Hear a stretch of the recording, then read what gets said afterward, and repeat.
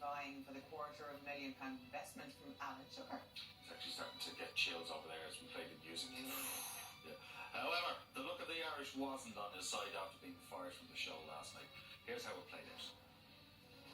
Kevin, the figures and the numbers and the lack of forward thinking in the market is really down to you. But having said that, Bradley, this was a profit task. Yeah, I understand. And the corporate sale was diabolical. But Kevin, you sold the Bowmans too low. You were more focused on revenue rather than profit. And so it is with regret you're fired.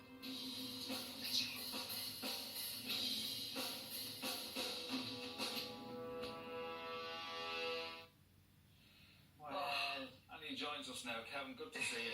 Thanks for having me. Yeah, it brings it all back. Does it? So how was it? Did you watch it last night? I did, yeah. And I got the opportunity to watch it a couple of weeks ago before we did the You're Fired show. And so I was a bit prepared for what was to come last night when it was aired.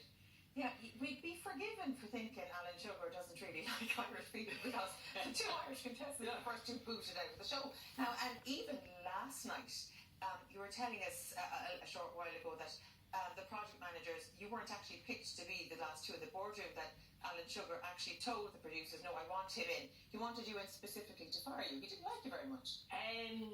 Yeah, look, I spoke about this a little bit on the You're Fired show as well. I think the project manager had selected two people to come back, and I think he realised that there wasn't much justification for one of the people to come back, and so we kind of directed for me to come back into the boardroom, and then the rest is, as you've seen it, the rest is history. You look thrilled.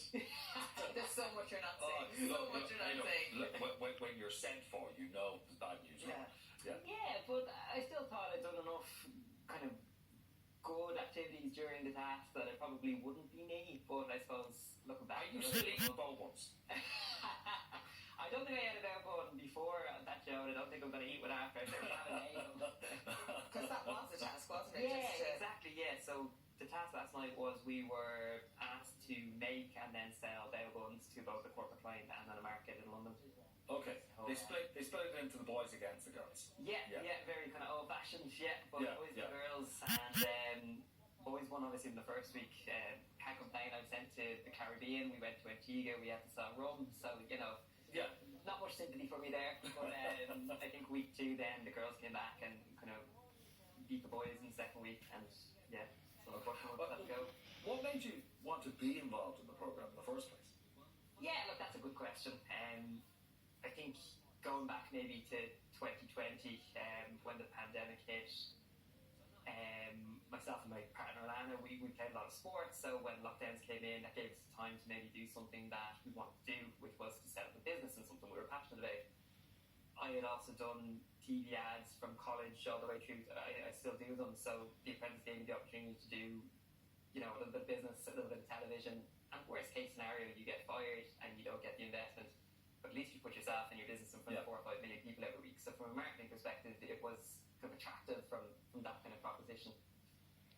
But yeah, it didn't go as planned. But look, I think listen, you did very well to get on the show in the first place because you didn't do the more conventional methods when it came to the audition process. Tell us about that. So the way it works is they put out an application or call for applicants, and you send in a form and a video, and then they bring you to this mass screening. So they give you kind of 2 days notice, thousands of people into a hotel in London. I just kind of thought to myself, I work as an accountant, I have a proper job, and I love my job, and I'm a great employer.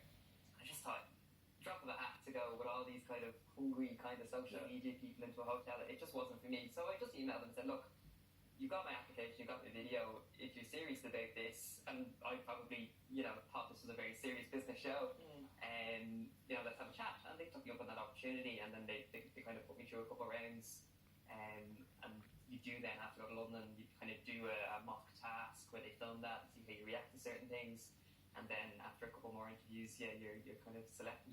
I love the way you say it thought it was a serious business show, but at the end of the day, it's television. I know, it's a TV show. I know, yeah. So, has your mind changed about the show since you've been through it? Look, it is television. I suppose there's 30, 40 40 hours of footage they get on you during any task that I suppose the public at home only sees maybe an hour of. So if half that is dedicated to the task, half that's dedicated to the boardroom, there's so much stuff that they don't show. At the end of the day, it's the story of who got fired and why. So they can't show your best bits. They can't show all the brilliant little bits of thinking you did along the way. It's about, you're gone and this is why you're gone. So But it is one person gets to point the finger. So is he Mr. Grumpy? Because he comes across as Mr. Grumpy. It's it's early in the morning, so I don't think I can swear. But I think look, what you see, what you Is there any crack in him at all? But this is what I said. If I was there for a few more weeks, I was hoping that I would be able to make him crack a smile. So unfortunately, I didn't get to do that. But yeah, look, what you see is what you get. Sometimes he's a face in the turn milk store, for God's sake. So I throw back a hair at elephants. So you of course the after show was interesting, and you made some comments on that, but also where you must have got some kind of consolation from the reaction from the audience. Yeah, look, that's lovely. Like you feel you're a bit hard done by when you're fired, especially when you think you've had a decent week and you've done well on your side of the task. So when they ask the audience if they think you made the right decision, and the entire audience says no, that is a bit of indication. And I suppose some of the tweets you've seen or some of the comments you get on social media are nice as well. Yeah, it's a bit of a consolation prize, but I'll take it and run. You've a bit of a busy year ahead of you anyway, don't you, both personally and professionally? Tell us, you're walking where? Up there? Out of the boardroom and up the aisle. It was funny because one of the days they require you to go to London, we were supposed to go look at wedding venues. So I had to put that on hold, which I don't think Alana was too impressed with. She's there going, no. So I think if I was to tell her I was going to do anything else in TV, I think she'd run a mile. So concentrating on getting married at the end of April. And really looking forward to that. Okay, best of luck. I know I asked you this, but just so are you avoiding the spreadsheets, or are you leading the spreadsheets for the wedding? I think as the accountant, I'm definitely in control of the spreadsheets. I'm probably more of a data inputter on what information. You're in trouble now, mate. You're in trouble for saying that. As long as she doesn't know you're fired. You can't have it. That happens twice in 24 hours. No thanks. I think she's in the hired camp, thankfully. So, thanks a million for joining. It's been lovely chatting to you. Yeah, no, likewise. Thank you for having me. Remember, the Apprentice UK continues on BBC One every Thursday night at 9 o'clock. After the break, grab your gua sha stones and body tubes. I'll show you in a minute now. It's a woman with a paddle. It's face it. It's not a paddle. It's a body gua sha. Oh. Body sculpture. All makes sense in a few minutes. See you then.